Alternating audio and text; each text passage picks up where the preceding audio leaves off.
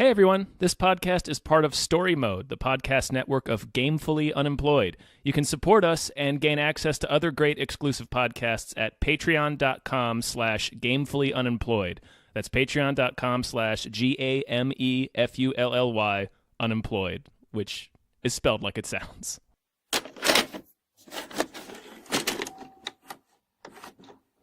Hello, everybody. Hello! My name is David Bell. I'm Tom Ryman. And we just watched Venom, Venom. the movie. Venom: the movie. Yep. We will eat both your arms and then both of your legs, and then we will eat your face right up your head. You will be this armless, legless, faceless thing, won't you? Rolling down the street like a turd in the wind. What the hell are you? We are Venom.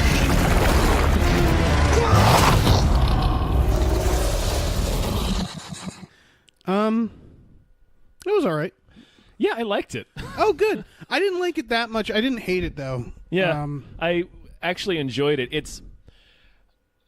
It's weird, Yeah. and there's a couple of baffling decisions. We'll get into that. There's some problems along the way. But overall, like I liked it. It was I really liked the stuff between Eddie and the alien. Yeah, that was the best part. I Yeah. would say right now on Rotten Tomatoes, it's like a 30% from critics and like almost a 90% from, I assume, Venom fans, from audiences. Sure. And I would say neither of those are correct. No, I would put it definitely- in like the 50s maybe for me. It could be a little more for you. 'Cause Yeah, I'd you're- put it like at a 70. Okay. Like I don't understand. Like I've read some of the reviews and I get their points to a degree, but I don't understand quite. It just doesn't feel that atrocious to me. I would say that And then but it's also not like there's some an pretty incredible glaring film. problems I thought with, for example, all right, there's essentially two main characters and two villains. There's the symbiotes and there's the humans, right? yeah. And the movie begins and follows the clash between the humans. Yeah.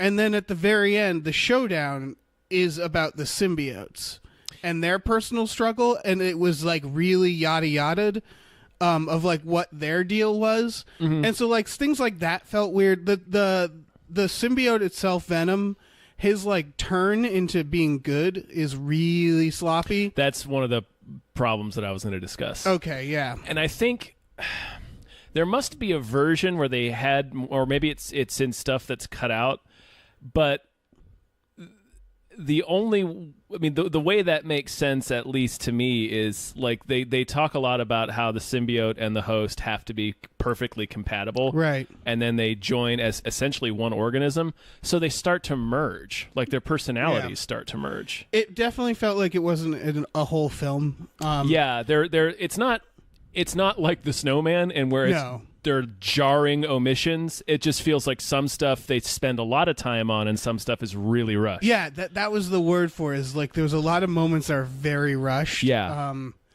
And so like I get it. I wanted to the scenes that worked I really liked, Yeah. and I wanted to like the rest of the movie for that, but it was very jarring, the differences at a lot of times. I liked 80% of this movie. Like I mostly enjoyed this movie. Oh, okay. Like even the motorcycle chase, I thought was going to be real dumb because Right. of the shot they show you in the trailer.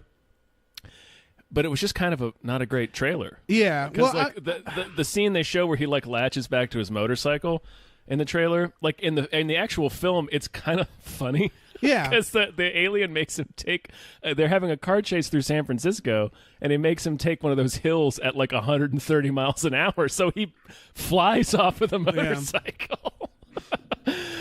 the issue I had with the action is I couldn't see a lot of it. Particularly in the final battle, Yeah. you couldn't really see. That motorcycle scene, the final battle was basically the Incredible Hulk. It felt like the ending of that. Yeah, it started to get more interesting when Eddie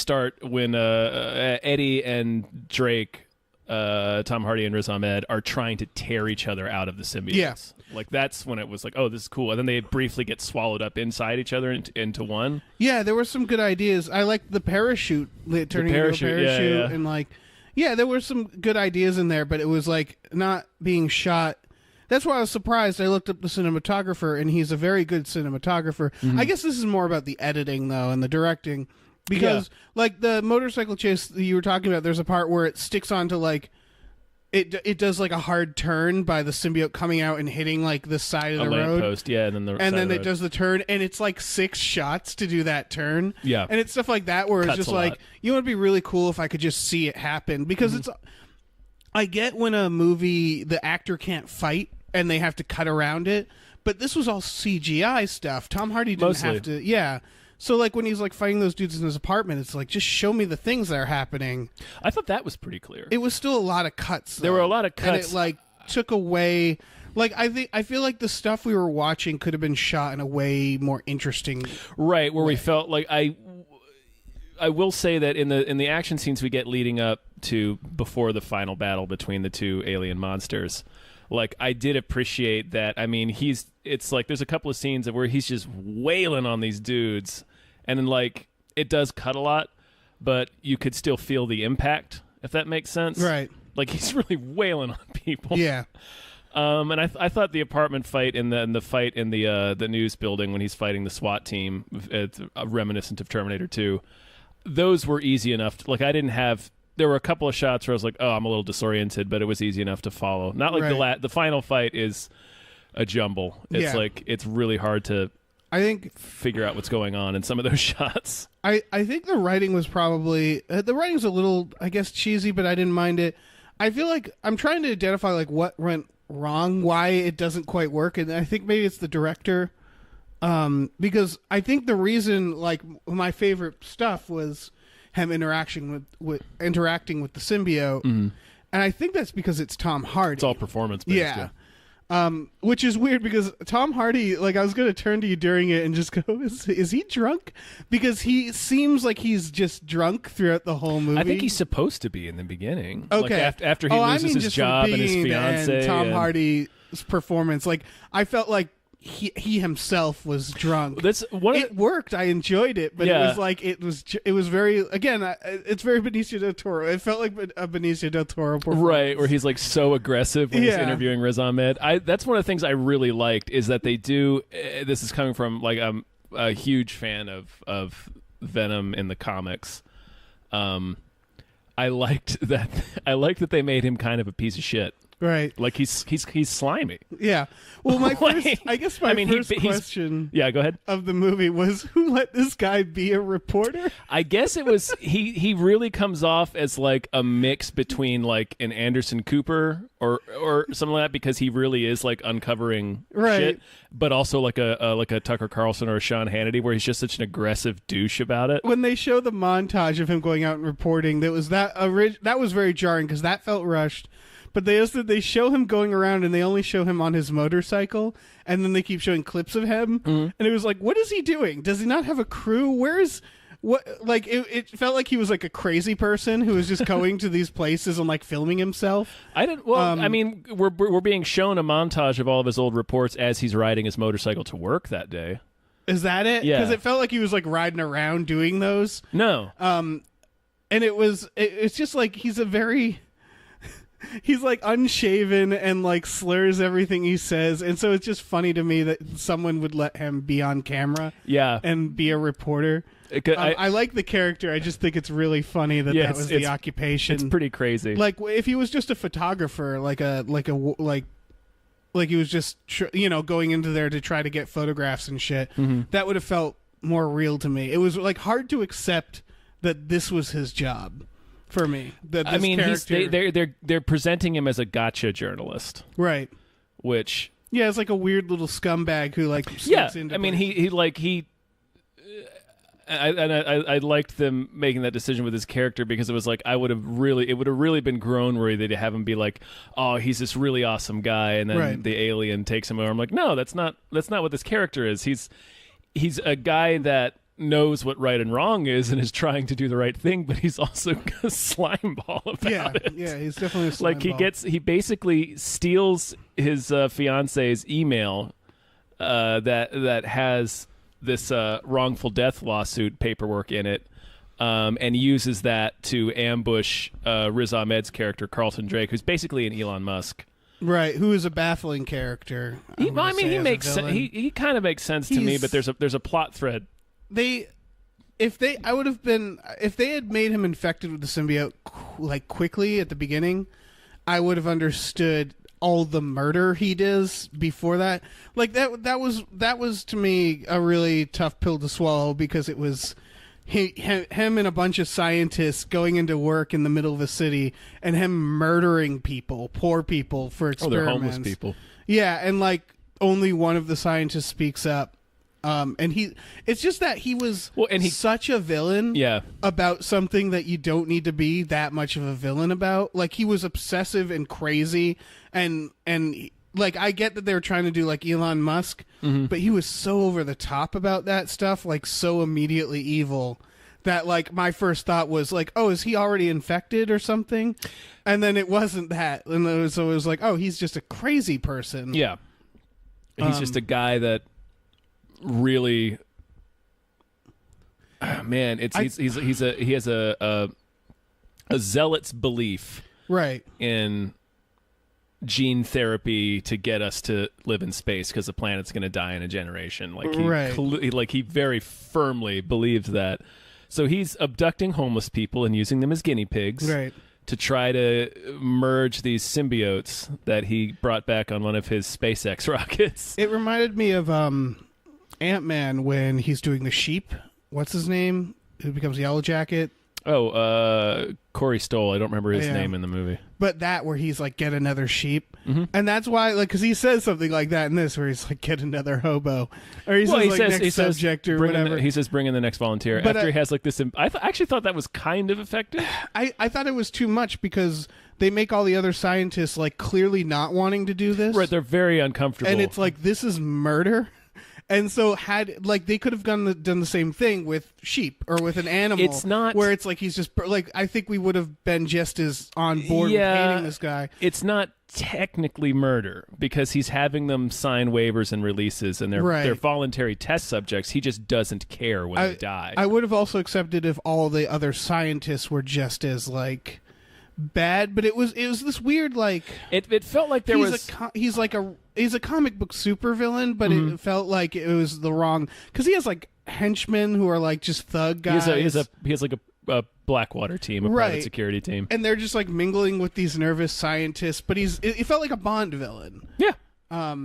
Yeah, it's basically what he is. Yeah, he's kind of Drax from Moonraker. Yeah.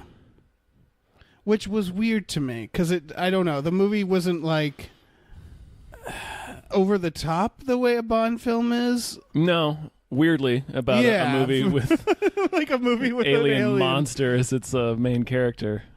I don't know, that didn't bug me that much. It was just why there's criticism against that villain, because he was such a almost generic villain. He was just so evil. Right, but he doesn't play it evil, except in those couple of lines where, I mean, in the scene we're talking about, he has a test subject come in there, and it's the first time we see one of the symbiotes try to bond with somebody in this lab environment, and he gives, like, the guy's scared, but he gives him this speech about like Abraham and Isaac's sacrifice, and it's like impassioned, and he like has a moment, like they touch hands on the glass, and the alien comes on him, and he's like, and it seems to be holding for a second, and they're sharing this like moment of triumph, and then the guy dies horribly, and the alien comes off him, and immediately you just see all of that leave Riz Ahmed's face, and he's just like, okay, get the next volunteer. Exactly, and that's when he's evil. Like, yeah, those are the parts when he's evil. Yeah, I would have appreciated, because it's such a simple villain. Like, I would have appreciated if he was like crying for the guy and genuinely upset, and actually wasn't just like, all right, get another one. Like, and he still believed in it. You know what I mean? Like, there was no complexity to the villain. He just seemed like if he genuinely cared about this, and he didn't want to kill people, but he felt like he had to. Right. Like, I just wish there was just more, a little more complexity to yeah. him. Yeah, I can see that. Because he was just a very simple, like, I'm an evil bad guy to me. Because you're right, is that stuff leading up into it I thought was really good. I just wish there was, like, he actually believed the shit he was saying to the guy. I think he does. Yeah, I guess. He just didn't doesn't show it. He just doesn't care about that person. The person's life is not important. Right. Like, yeah, but I see what you're saying. I guess we should talk more about the events of the film. Yeah, I mean, like the other, you mentioned the one thing where they sort of rush, like initially the Venom alien tells Eddie, look, this is the arrangement is this, you're going to get me to this place so I can get on this rocket. Right. Because we're going to go to space and bring back a bunch of our kind to just populate this planet. And you're either going to be okay with it or you're not. It doesn't matter. Right. Like, he's basically holding Eddie hostage. yeah, he says, you're my ride, I think, Yeah. or something like that. And that's after he takes out all the cops, right? It's the private security. This is before right, the cops. Right. Oh, I thought that was when they're... Okay, yeah. Oh, there's... When he jumps into the water. Mm-hmm. That's after the After that's the car chase. right. That's got when it. he gets in the motorcycle crash and the alien fixes his body. Right. So initially Venom is like that, and then after it's very quickly that Venom's like, you know what? I'm just going to stay here. I like it here because Yeah. I kind of suck back on my planet. So I wanna back but up- here I'm awesome. Even more to... Because you mentioned the fucking security guards. Because he gets the symbiote in the first place because he gets snuck in... By Jenny Slate. Yeah, through the worst security ever. No cameras. Nothing. Nobody notices that. Like, Eddie is recognized by people in the first act of this film. Yeah. So he is a known television personality. So she's walking through this top secret laboratory where they are doing some, it's not technically murder, but this is some real shady Yeah. shit that they're doing. She encounters two security guards. One at Right. the gate who doesn't even do... And like, she Doesn't doesn't even have notice. to roll down her window. Yeah. And then she's just walking through the floors with an investigative journalist.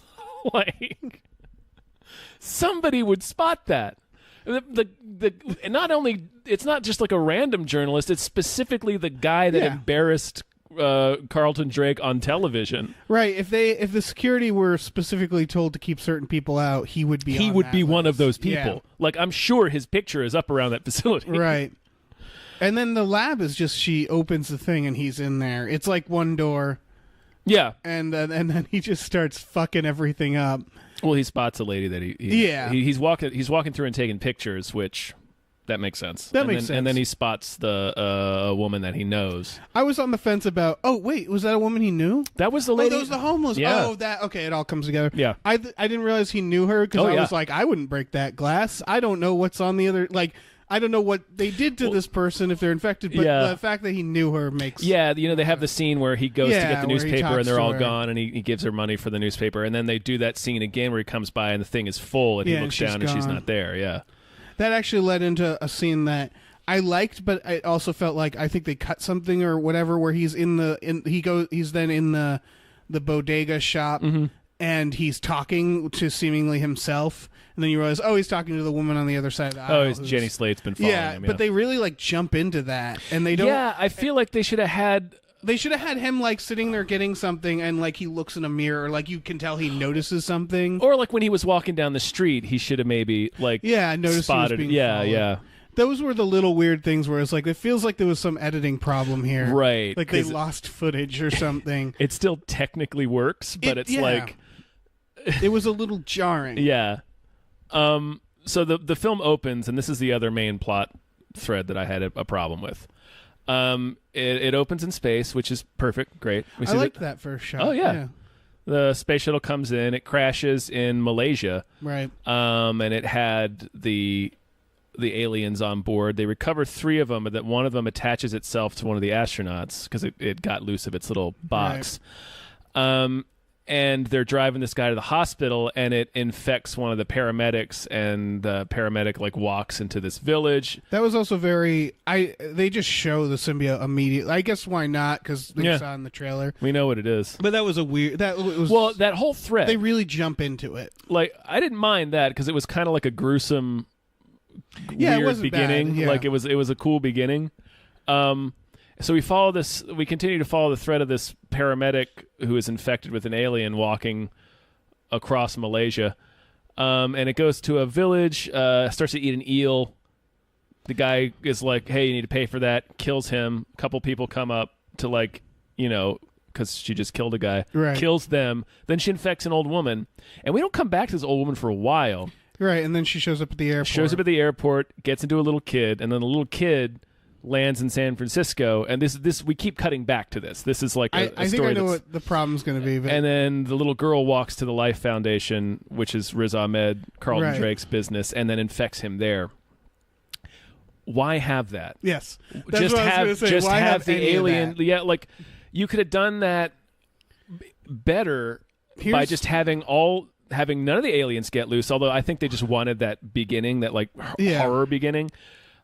Which you still could have done. Like the alien could have got, and they could have trapped it again. Right. See, I thought that was the alien that was going to infect. That was going to be Venom, because that would make sense. Because it was like, how is he going to get infected with this symbiote? Well, I knew it wasn't Venom because it makes blades and shit. Right. Just from being a fan of the comics, I know he can't do that. Assumed that is because the whole plot is they have these symbiotes and then one of them infects this guy. Yeah. So it's like, oh, it's going to be the one that got out. That would make the most sense. And no, you're right. It goes all the way back to the lab that has the symbiotes in the first place. To infect and why wouldn't they could have introduced it as like, okay, we have these 4 symbiotes, and this one's a real son of a bitch. Or, you know what I mean? Like, it starts like made it ominous in the lab. Right. They could have had all the symbiotes there, and then, because it's the leader, and that's why it attaches itself to Riz Ahmed. They could have had this thread going where it's, talking to him. Yeah, because it would recognize, because its goal is to use his rockets to go back to its planet and come back with some of their own space, and it would recognize this guy really believes in joining us together with people and going to space with his rockets that he owns. Yeah. So it would see him and be like, that's the guy that I need to get with. I would also believe more that he would do those, start killing people earlier, and like the human testing and stuff, if he was being influenced by an outside. Like I said before, I thought he was being... Something fell down. Something fell. I thought he was being influenced by a symbiote early on, and I was like, oh no, he's just evil. So if that had been in the lab the whole time, yeah, it would. There wasn't any reason to have this thing walk from Malaysia to San Francisco. It was really weird. It was strange. Yeah, that was my other big issue with the movie. Is that whole thread? It doesn't really make sense. It's a weird decision from a storytelling standpoint. Been much more interesting to have the alien already be in the lab, and it's just kind of hey man, right, you and I should team up, and then he finally teams up, and it's like, our goals are one, right? Yeah, that was very strange. So that was an odd decision. I'm trying to think, because I knew there were moments that really, there were little moments that really stood out for me, and I'm trying to remember them as we go through it. All of the stuff with the alien talking to Eddie in public. And him freaking out. That was fantastic. Yeah. Again, that was almost all Tom Hardy. Being awesome. Yeah, the comedic timing of that, and the voiceover actor for Venom, whoever. I think it's him. I was about to say, I assume it's Tom Hardy. I think it's just his voice distorted. Yeah. And so that's it, of course it's the best part of it is Tom Hardy acting with himself. Yeah. It's like when we watched Alien Covenant, and there's a scene between the two Michael Fassbenders, and I'm like, these are the only characters I care about. Yeah.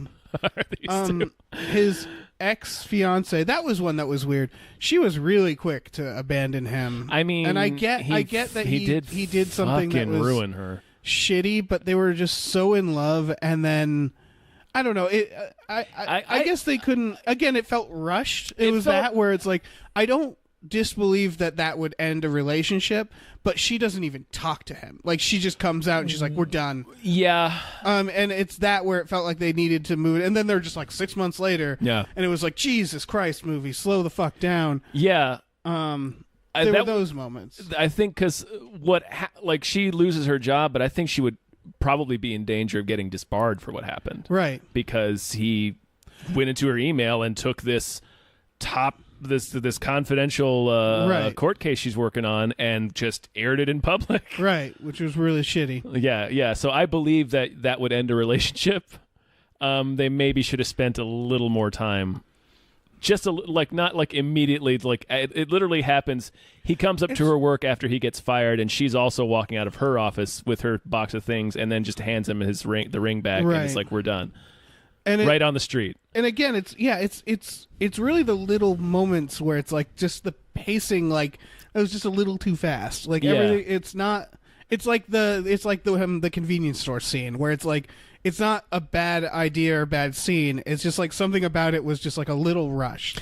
Well, because it was like they were trimming little bits of the film. Yeah, I think it was because they spend an appropriate amount of time on Eddie and the alien. Yeah, because it's a while before he fully understands what's happening, and then before they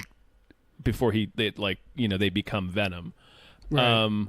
So I felt like they didn't want to cut any of that stuff, right? So they were trimming in other places to keep the runtime down, and also maybe to get rid of that R rating. Yeah. It was like writing an article and trying to get a word count, and you just start deleting like a couple like entire paragraphs. Yeah, like little parts of word sentences and stuff like that, where you're like, I can say this in a shorter way. Yeah. Yeah, so it just I don't know. It was a little under 2 hours. Yeah.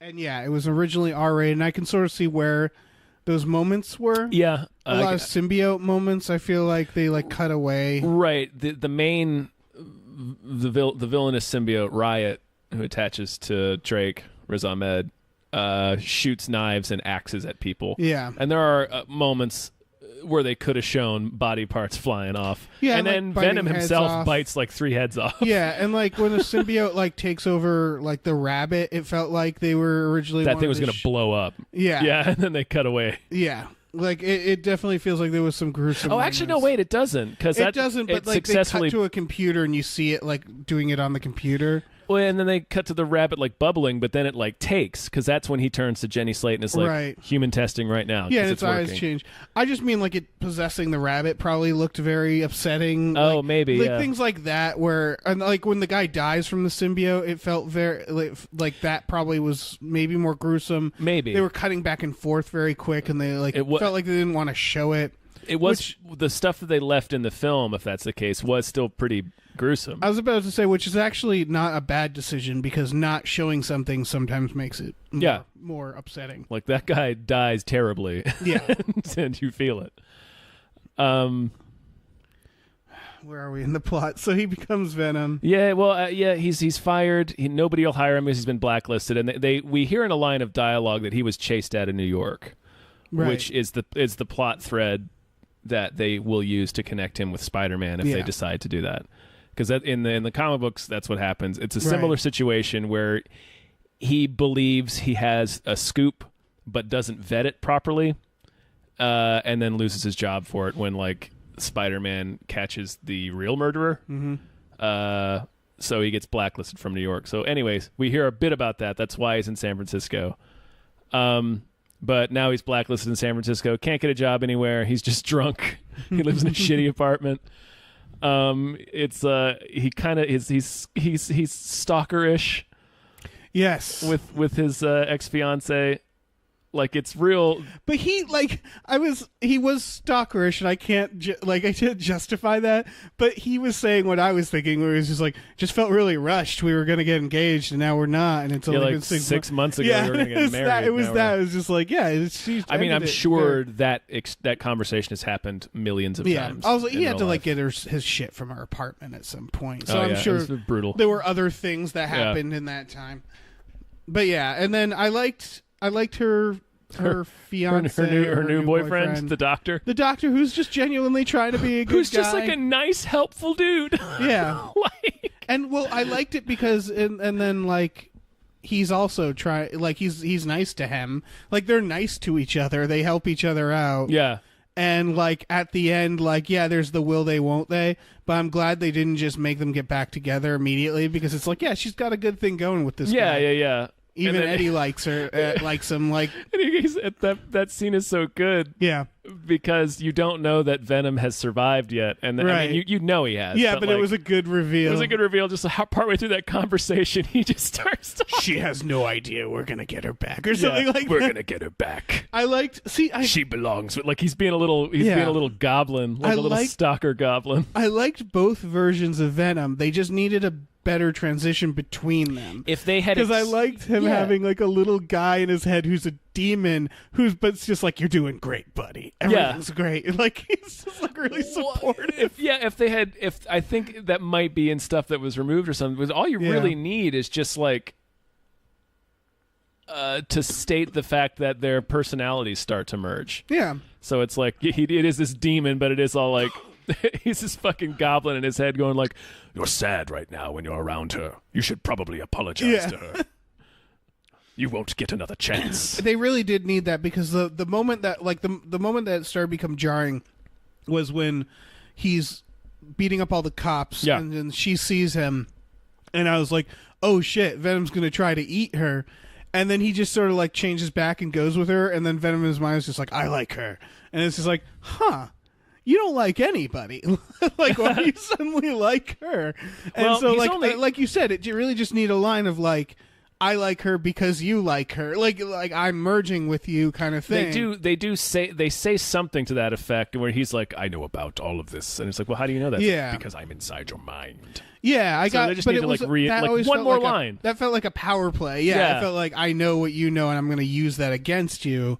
Like, it felt like he was Like, going it to could've take been- him hostage. Yeah, you're right. It could have been one line where it's right after he says, "I like her." He could have just been like, "What are you talking? You don't like anything." Yeah, He's like, exactly. I like her because you like her. Yeah, like just some fucking. Yeah. It's again, it's all little things. Yeah. It's all like little bits that.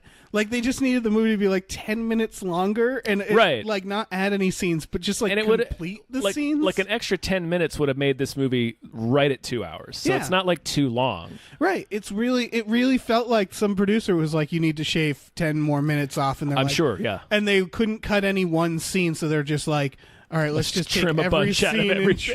trim. Let's just trim 3 seconds off of every scene. You Yeah. know? Like, so yeah, it just, man, like, I get the idea that I do very much desire to see the director's cut of this. I still don't have faith in the director, No. but I feel like the R-rated or whatever the completed version of it was probably just More coherent. More well, co- not coherent, but again, like it's just it's like not incoherent. more complete. Yeah. Like, there's very little things. That's not going to fix like the action, the fact the that jarring action is action, jarring yeah, and- yeah. But yeah, it'll fix scenes that I already liked and just make them like slightly better. I love when he goes. Okay, so Jenny Slate contacts him because she's a scientist working for Drake, and she's having a real problem with all these homeless people they're killing. Yeah. So she contacts him because he was a reporter, and it sort He's of started the only to person who called this guy out. Right. He called him out on television. And at first he's reluctant, but then he sees his fiance's not coming back. Right. Like he's really got nothing else going. He can't get a job anywhere. So Oh he's yeah, like, fine. He does. This was one of those. This feels like a mid-2000s. He goes through the newspaper and starts circling jobs, and it's like nobody does that anymore. Right. He'd be on his laptop. Yeah, but it's more visually interesting, I guess. Right. But yeah. So yeah, he contacts He contacts Jenny Slate. She Yeah. sneaks him into the foundation where he finds a homeless woman. He has some, that he knows. She's a test subject, and breaks her out. And she has the Venom symbiote on her, and it infects. She splooges on him. She splooges on him, and then she dies. As the symbiotes aggressively consume the host bodies that they're in. yeah. And he escapes, and he gets back to his apartment, and I fucking love this sequence great where he just sequence. has to eat. Yeah. He's like sweaty. He looks like shit. He tries to drink. He pulls 2 beers out of the fridge and starts to drink one and he can't do it. So he's like cramming water in his mouth. He eats a bag of frozen tater tots. He just dumps them in his face. I love how the symbiote wants live flesh or tater tots. It's one of Tater tots and chocolate later. Yeah, it's Right, like tater tots and later. chocolate. But like when he's in the restaurant, he's just like, "This is dead." Like, yeah, he grabs doesn't- his steak and yeah. eat. Oh, that's a great scene too. That's like Tom Hardy just channeling Nicolas Cage. Yeah. In like what I would say is one of the best Tom Hardy scenes. It's a pretty great one. He goes, his apartment, he eats raw chicken out of the trash and throws it up, and then he goes to find his ex-fiance who's out Well, at. first he looks at himself in the mirror and his reflection. Oh goes, yeah, back at him. it says Eddie. There's a couple of moments in the film where he shrieks, and Yeah. it's funny. That's the thing. All of his reactions when it like talks to him, and he's Yeah. like on the what's it called, the San Francisco The bridge. thing that you get in. Oh, the trolley car. Trolley, thank you. The cable car. Wow, that word totally escaped me. The San Francisco thing that you get that in. you get in. Yeah. Where it's like hungry and it makes him Yeah, stand and up. he It's like, just oh. stands up. Like I liked all of that shit where he was just like for a while was just going food. Yeah. Like randomly. Yeah, just randomly scream things at him. He goes to this restaurant where his ex-fiance is with her boyfriend, the helpful doctor, and is trying to show her the photos he took, but like Venom is like just raging so much in his head that he just starts grabbing random things and like assaulting the other people at the Yeah, and, like, restaurant. just trying Like he to eat. shoves this lady out of the way, just grabs food off their plate, and they're like trying to slap his hands away. And that's what, he picks up a steak, eats it, and just spits it out and goes, "This is dead. This is dead." Yeah, but like very seriously and earnestly informs the waiter that it's dead. Yeah, He's exactly. like, this is dead. And he climbs into the lobster tank. Oh, it's so good. And then just starts eating the lobster, just going to town on a lobster. That was a great It moment. was a wonderful scene. That was because it escalates. It escalates so quickly, so fast. Yeah. Where he walks in, and it's like, oh, he's sweaty and weird. Yeah. That's going to be a problem. And then, like 5 minutes later, he's in the lobster tank, like, complete breakdown. And then his helpful doctor friend and his ex, like, take him to the hospital. Yeah, and give him an MRI. I like how many times, like, that was not something, because a lot of superhero stuff, they like avoid going to the hospital because it's, I don't know, there's always some reason. I like that there was 2 times in this. The second time was the best when she sees him as Venom. Yeah. And they turn, she's like, "We're going to the She hospital." says, hospital. Yeah. Now. Which I love because it's like, what is the hospital going to do? Well, because they're still But, treating like- it like a parasite. Yeah. But yeah, she definitely saw him as a 10-foot monster. like you don't see the Hulk and just go, all right, that guy needs to go to the hospital. That was a great reaction. Yeah. She's like, what the hell is that? Yeah. It's weird because, like, it's true that, like, if I saw that in this world, I would be like, I guess we're going to the hospital. I don't know what else to do. But in their world, if it is the Spider-Man world, she would sort of know what to do, right? Like, you'd be like, oh, I have to take you to those fucking crazy people who have the flying. Yeah, I need to take you to S.H.I.E.L.D. or the Avengers. Like, there's people who can handle this. I need to call Tony Stark. Yeah. But this isn't necessarily in that world yet. No. We're skipping around. Yeah, I mean, that's fine. Yeah, we always skip around. I'm trying to think where we were. They go to the hospital, he gets the first MRI, and he freaks right. out because the sound hurts the alien. Right. That was a clear foreshadowing, but it was like, whatever. Like, I mean, they set it up. yeah, that's why I mean, like, Throughout. it's so, yeah, I knew that was going to come into play at the end, but, like, that's, there wasn't a problem with that. It was, No. And fire, he notes that fire. Very funnily, too. Yeah. Because he's sitting in the back of the car, and she's the second time when she's like, we're going to the hospital right now.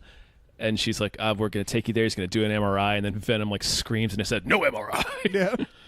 And he explains that it's like sounds above this decibel are lethal. And he's like, it doesn't like sound. And before he can finish saying it, you hear it say in his head, and fire. Yeah. Like, just telling it the shit it doesn't like.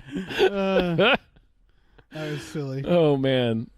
But yeah, I forget what happens after the first hospital trip. I think that's when he goes fucks off. Like he right, and then the bad guys they come to his apartment. I think that's when he gets attacked. They interrogate the scientist lady, kill her, and then they come to the apartment. And that's when Venom gets to fucking he gets to go fucking have a whale of a time. Then the motorcycle chase, right, and then he jumps off the fucking bridge. Mm.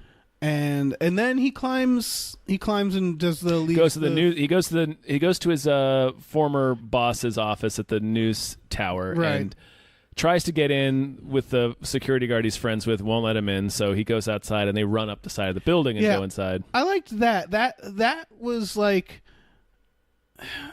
that was when it felt like it was still gradual. He's going on the side because he's trying to go in the building, and the security guard, he wants to eat the security guard and stuff, and he's just like, I'm trying to get up there, and Venom's just like, you just want to get up there? Why didn't you tell me? I can do that. Yeah, that is a pretty good scene. Yeah, and then the part where he's up there, and then the plane flies by and fucking dukes him out with the sound of the engines. Yeah, that was good because it was Brock trying to do something he wanted to do, and Venom helping him, and therefore not feeling like he's a slave to this parasite. It was still a little jarring because the scene before was him basically saying, "You're working for me." Yeah. But I don't know. It felt all right. And then I liked when he's on the top of the building and Venom's like, "Jump." And then it cuts to him. Yeah, it's okay. After he busts into his boss's office, leaves his phone with the incriminating evidence on it, and he's looking out the smashed window, and you hear Venom say, "Jump." And then it cuts to him in the elevator bay pushing the button for the elevator. And then Venom says, "Pussy." That's also where I suspect a lot of the R rating changed, is probably Venom probably had way more of a foul mouth. Maybe. I mean, Tom Hardy does drop an F-bomb in this. Oh, I missed that. Mm-hmm. When? It's when they get to the Life Foundation, Riot / Drake have already murdered everybody there, and they're about to climb into the rocket to take off, and he comes up and he's like, Venom arrives, and Eddie's like, "Okay, so you can take this guy, right?" He's like, "Oh no." Not at all. He has shit you haven't seen. I like that line. Yeah. And then he's like, so what do you think our chances are? And Venom says 0. And so Eddie says, "Fuck it." Oh, okay. I think he says "fuck it," and then something else, which I think is "let's go save the world," which is it's a cheesy that line. Was definitely, I remember that line being a little. There were some. It was cheesiness, but it never felt, because the movie goes for it. Right. I guess what the problem was is it's that transition again. Yeah. Where it's that those scenes were still fresh in my head when the symbiote was just like, "You're working for me." Yeah. I'm evil. I'm going to do this stuff. And then cut to 40 minutes later, it's just like, "Let's save the world, you and me." And it was this, we again, really just needed to know that they were becoming one. And they definitely tried to advertise it, because they did the advertisement is the world has enough superheroes. Mm. And it's so here's another one. That was basically the movie. He's a good guy, ultimately. Yeah, but he's shitty. Yeah, he's shitty, but so is Tony Stark. It was, I never, there was very, and maybe this is more in the R rating, he definitely kills cops in this, but it's that indirect kill. It's the kill in the Spider-Man video game where it's they pretend that shit's not going to kill them, but he grabs one of those cops by the ankle and he uses, and he does the Hulk Loki thing, and then starts smashing other people with them, and then throws him through a wall. It's fucking great. Yeah, that is a dead man. Oh yeah, he's dead as hell. He's dead on the first smash. Every person that Venom puts hands on is dead. Yeah, because he hits them so hard. I mean, it's bloodless, but he just inflicts such force on people that it's that you're dead. Even though he's not stabbing people, he eats a few heads. I would have appreciated, because I feel like this is where the R rating had it, where even when he's just slamming people, I would have appreciated the sounds of breaking bones. They never do that. This is a overall thing with superheroes. Is when with Loki, it was. Loki's a god, so it makes sense. Yeah. But it's still those kinds of deaths, the bloodless deaths that they put in these movies, are actually worse They're pretty in a pretty lot of gruesome, times. yeah. Yeah, and like they never sell it because they don't want to. They want the opposite. I feel like they went as far as they could with the PG-13 Yeah. because I was startled at how much violence there was when Venom's attacking people. Right. Like he's really beating people. Yeah. I mean, he murders cops. Oh yeah, definitely. Which is weird because I mean, it's the Terminator 2 scene. yeah, but Terminator 2 it's specifically don't murder cops. Right. He's Like still that's blowing the their joke legs is that off, he's but not. yeah. It's sort of, but again, it's a hard balance because by the end they want us to be Venom's friend, and think it's you again are. that transition is hard Yeah. because it's like, it's like I guess with his ex fiance, the fact that she doesn't think Venom's there anymore makes sense why she can reconcile things with him, but he's still like. I don't know. It's a hard sell. It's a hard transition from this is a creature that's holding him hostage and murdering innocent police officers to they're buddies and like They've both sort of. I think we see in the last scene, which is a scene you see in the trailer, where he goes back to the bodega Right. and he eats the guy that's been holding up his friend, the shopkeep, Mrs. Chen, for protection money, which is a thread throughout the movie. yeah Venom is like altered because he's like, well, I'll just stay on this planet where I'm awesome. yeah Instead of like when they meet to That fight made about sense, when yeah. they meet to fight on the rocket and Riot's like, Venom, get in the rocket. He's like, no. He's like, fine, I'm gonna beat the shit out of you. yeah And then he makes this gigantic mace with his hands, and like the monster's eyes get like wide. He's like, Yeah. oh shit. we haven't But yeah, the point that I wanted to make was we see that Venom's changed a little bit, and we also see that Eddie's changed because Venom's like, well, I'm gonna eat people, or else I'm gonna eat your liver. right yeah And so Eddie, in the first part of the movie, Eddie's like, you can't kill people, and then at the end of the movie, Eddie's like, okay, you can eat bad people. right And then when they're in the bodega and that guy shows up and Venom's like, that guy, and he says, yep, like without hesitation. So it's like it's either. So he's made some. He's they're made some compromising, compromises for sure. It's like, okay, as long as you don't eat my organs, Yeah. we can. I'll find people that I will allow you to eat, Right. or I will deem is appropriate to eat. it's tough to juggle. Like that's what I mean is they pulled it off at the end. Like it felt nice at the end, and at like the both versions of Venom, I liked. It was just getting from The one to the transition, other. yeah. It's very difficult. I feel like they needed another scene. Yeah, Just another scene in there that demonstrates that they're overlapping and kind of blurring together. yeah. We also got two versions of Venom that I think I would have appreciated more of. I'm not sure about the second one. There's Little Doggy Venom, where Venom goes into a little dog. And I thought, like, oh, okay, that little dog's going to have to go find Eddie. Because basically Venom gets torn out of Eddie, and then Eddie gets kidnapped. And Yeah. Venom has to, like, go save him. Yeah. And he takes the form of a little dog in the hospital. And I was really hoping they would show, like... They would show that The part Venom where dog? the bad guys get taken in the woods. I was really hoping a little dog would walk up. Instead, we get sexy Venom. Yep, that's Sexy lady Venom. That's that I assume that's from the comics, it right? is. It does specifically attach to that character. Yeah. Which was fine too. I liked. I almost wish we had more time with the because that was also a good way of making that character like sympathize with Eddie. Is she has to feel what it's like to be Venom? Yeah. And so it would have been cool to give her more of that. Give her more being Venom. Yeah. But I you liked know, what was they- there. yeah. I thought it was cool that they did it because I didn't know if they were going to. right. By having this character in the movie, it in the comics. In my memory, it's also kind of brief when it does happen. Right. But it was just like a cool for somebody who's like a fan of the character in the comics. It's like, oh, cool, they're doing this. Yeah. It was just very brief, but Yeah, like, yeah, real it quick. did. It felt like it was for the fans because it was that brief. Because like, And like you said, it also in terms of character, Yes, it helped the helps character. because now she understands what right, he's and they going do through. show her murder guys and be like, "I just bit that guy's head off." Yeah, and he's like, oh, I've been there. It's a nightmare. yeah.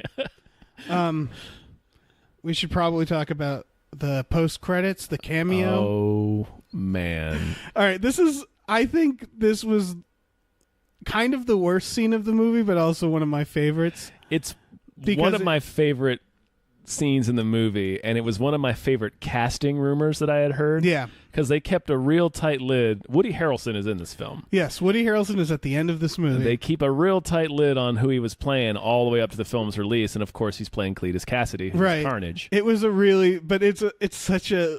it's such a bad reveal because you could tell the writers were like, most people aren't going to know who Cletus Cassidy is, so they just cut to his face and he's like, when I get out of here, it's gonna be Carnage, and it was just like, oh, come on. Like have a little more faith in us figuring it out. Like you could have said people would know. Yeah. Like people who who would figure it out. People who are fans of Venom the character, I'm gonna bet that more than half of them know what Carnage's name is. Right. Like his real name.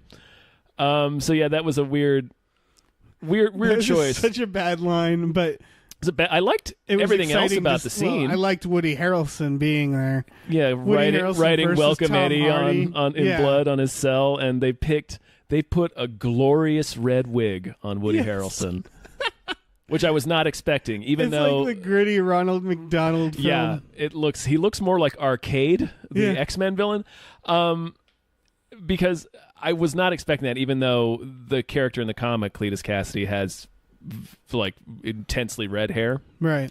I was just assuming. Well, I mean, they'll just have, because they didn't like Eddie Brock in the comics is blonde. Tom Hardy is not. So I was like, oh, they're not going to bother. Yeah, they don't care. That doesn't really matter.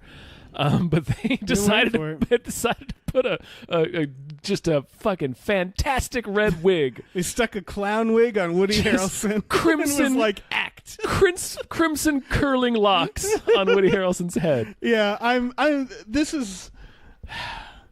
See, it wasn't a perfect film, but I get why that makes me be like, okay, well, now I need a sequel, because I need to see Tom Hardy acting across Woody Harrelson just being maniacs at each other. I can't wait to see that movie. Yeah, just being hilarious. And then again, it's mostly CGI, so I'm sure both actors would do it, because it's like, yeah, you want to get paid a lot to be on set, like for 40% of this movie, and then do voiceovers. Well, I really want to see like the Tom Hardy scenes where it's him talking to his alien. I want to see those scenes with Woody Harrelson. Yeah, because his alien's going to be a fucking demon. Oh yeah, it's going to be great. I want to see a maniac talk to a fucking maniac alien. Yeah. Really, yeah. It's that line is bad, but I was fanboying pretty hard during that scene. The ending itself, when he's walking down the street with him, they also it ended on a bad line, I think. I forget what it was. I thought that was a good line. What was the line? He says, so they eat the guy in the bodega, and he walks out, and he's like, all right, so what do you want to do now? And then Venom says, well, it seems to me that we can do whatever we want. Oh, yeah, that wasn't a bad line. Yeah. I think I'm just thinking of the Carnage line. Yeah. And then, the ending is followed by a rap about the movie. I fucking love that. There's a lot of moments, and I get why the critics were saying this exists like a Daredevil or 2003. It's way better than Daredevil. Yeah, I guess I like Daredevil. All right, it's a stupid movie, but like, it's a stupid movie that has like two cool performances in it, right? Like Colin Farrell and Michael Clark Duncan. Yeah. And Jon Favreau's all right as Foggy Nelson. Yeah, but I liked much more about this movie. Yeah, I don't know yet. I don't like it as much as you. I'm excited for a sequel with those characters. Oh yeah. But I got pretty bored for the action, and I feel like I don't need to see it again. Maybe that'll change in like a year, and I'll be like, oh, Venom's streaming. I'll watch that. But like generally speaking, I was a little bored for a little of it. Like just the action and like a lot of the exposition, and it's really just Tom Hardy talking to Venom was like a huge highlight for me. Again, it was like some really high highs for me. Yeah. And then just some like real mediums.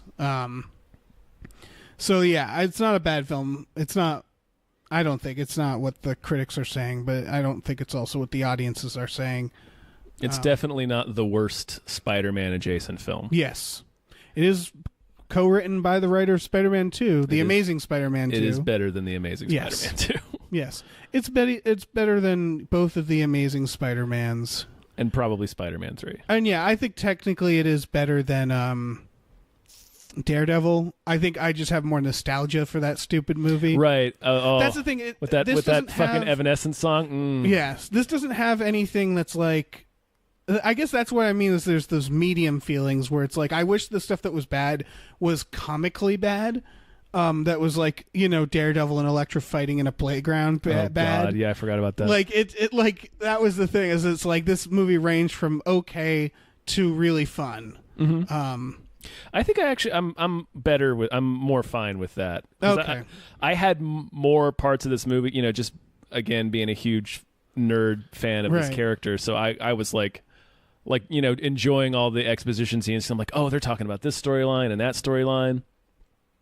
And it was just like fun to see this character and this storyline, which is a storyline that I remember. I remember buying all these comics and reading the Life Foundation storyline where they're kidnapping homeless people.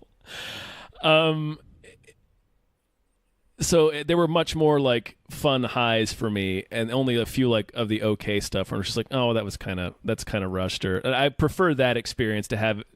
I would be really torn about a movie that had like a couple of great highs and the rest of it was just laughably bad. Okay, that's fair. Like I can this movie being the way it is, like with the balance that it has between really great stuff and just okay stuff, is like I am much more comfortable coming out and being like, I liked this movie. Yeah, I enjoyed it. I do. I don't know. Yeah, there's a part of me that wishes that every superhero movie there should be a scene where the superhero has to play an instrument while using their powers. Just for fun. Mm-hmm. Like, just something fucking nuts. Yeah, I just want something insane in there. But, yeah. Yeah, I see where you're coming from.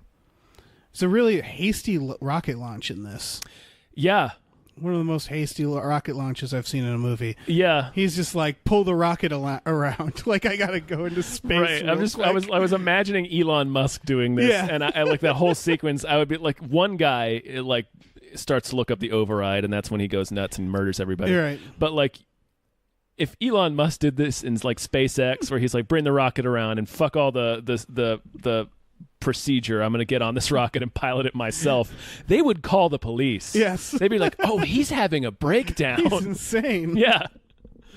There is too much at stake to let you do this. Yeah. But whatever. Yeah. It was fine. It's fine. Yeah, so I guess I don't really have anything else to say about it. Yeah, neither do I.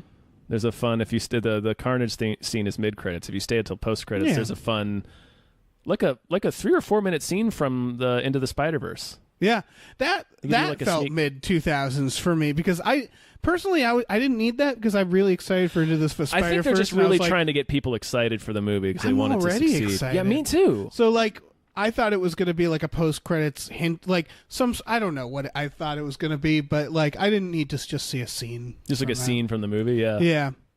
But yeah, fuck it. If you're one of those people who really wants to have sex with Venom, it's solid for that too. Yeah.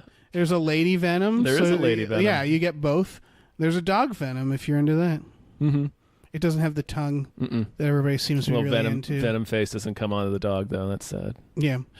But, yeah, this movie reminded me a lot of The Mask. Yeah. Weird. Yeah, that's a weird thing that's true. Mm-hmm. Not like explicitly, but they like... need to remake The Mask. Do they? Yes, I think they should make a mask that's more like the comics. I want an R-rated mask. I want to see that fucking train wreck. Yeah, that would be incredible. Because no one would know. No one would see it coming. They'd come and be, oh, they're rebooting Jim Carrey's The Mask. Oh, no. Yeah, that movie is terrible. That movie is about a men's rights activist getting superpowers. It really is. That's what that comic is. Oh, no. Yeah. Again, if they do the right thing and remake it and make it like dark, like that could be darker than the character of Venom. Oh yeah, yeah, absolutely. It absolutely is. But yeah, so there you go. That's an episode. That was a film that we watched. Yeah, we did. We watched it.